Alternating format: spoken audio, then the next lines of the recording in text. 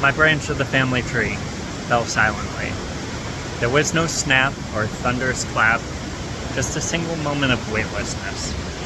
I was cast down, burrowed into the ground. There was no one else around. A feather landed beside, as the silence pacified.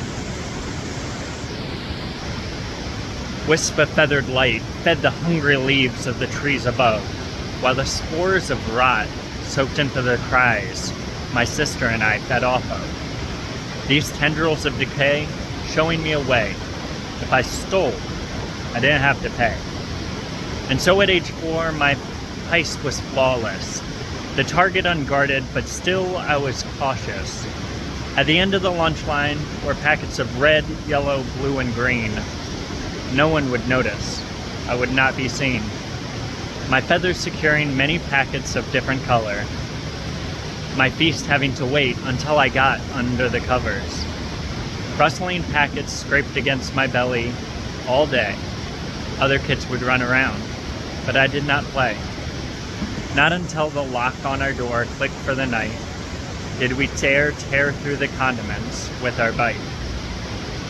My sister and I huddled together in the moonlight, having each other and knowing everything would be all right.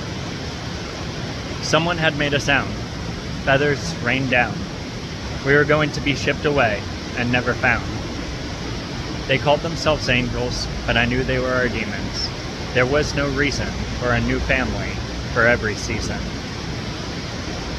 Feathers that they would drop to the ground, sick if ever we made a sound, signaling everything would become unbound.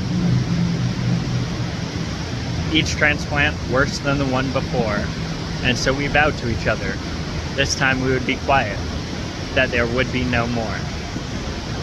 Silently I studied. We were tired of being bloodied. The long con forming, the feathered ones were returning. I stole sap from a tree and plastered it all over me, and then one by one pushed the feathers deep into me. To prevent my scream, I bit off my tongue and swallowed it to transform into who they wanted me to become. This time, quizzically, they looked at me. I was who they wanted to see. They took us to their tree. My forever family had just adopted me. The lesson was learned. I could not be me. What people wanted to see was that they themselves were the creed. My choices were flee or agree, and so being free became a death sentence to me. I had to be a part of this family.